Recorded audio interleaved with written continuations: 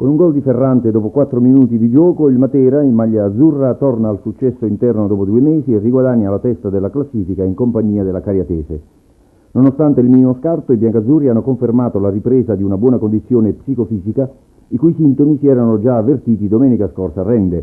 Oggi è scesa in campo una squadra determinata, disposta bene sul terreno di gioco, che ha dato subito l'impressione di voler sbloccare il risultato. Il gol di Ferrante ha quindi confermato lo spirito vincente dell'11 di Gagliardi. Caputo ha battuto un angolo da sinistra e sul corto rinvio di Bucci, Ferrante, ben appostato sul secondo palo, è stato pronto ad infilare la porta di Bove. Il vantaggio conseguito ha sbloccato i materani anche sul piano del gioco. Il Matera ha insistito con la stessa grinta e la stessa lucidità, dando l'impressione di poter surclassare l'Acri, costretto a subire.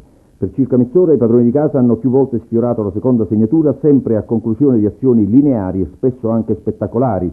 Al 17° Filidoro, dopo una serie di dribbling vincenti sulla destra, ha servito con un cross arretrato Corrieri. La punta materana, oggi apparsa più vivace e concreta del solito, non è riuscita però a trovare lo spazio e il tempo giusti per battere a rete. Dopo 2 minuti, altra grossa occasione per i biancazzurri. Corrieri, sempre da destra, ha mandato al centro in sforbiciata per Budroni, che dopo un ottimo controllo ha indirizzato verso la porta avversaria, centrando l'incrocio dei pali. Al 27° la più bella azione della partita.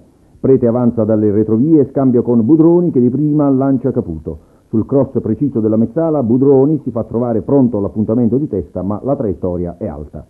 L'Acri nel primo tempo si è reso pericoloso solo in un'occasione, non tanto per merito proprio quanto per una fortuita e involontaria deviazione di Ferrante su tiro di Rocco. Cimino, con una prodezza, ha mandato in angolo. Nel secondo tempo il Matera è apparso più prudente ma mai rinunciatario. Ha corso un grosso rischio al 12°, quando un tiro della Mezzala ospite Pancaro si è stampato sulla traversa. Per il resto la partita è stata controllata senza eccessivi affanni, anzi i biancazzurri sono andati vicino al gol in altre occasioni con Budroni e Corrieri, ma il risultato è rimasto inchiodato sull'1-0. Ad una decina di minuti dal termine, uno spiacevole episodio ha rischiato di riscaldare gli animi. Budroni, beccato dal pubblico per un errato passaggio, si è lasciato andare ad un gesto scorretto, provocando l'accesa protesta dei tifosi materani in tribuna. Un episodio da condannare, ma che è stato comunque ridimensionato nel dopopartita dallo stesso Budroni, che si è scusato per il gesto causato, ha dichiarato, da eccessivo nervosismo e da stanchezza. Un episodio che in ogni caso non può incrinare più di tanto un ambiente tornato a respirare aria di alta quota.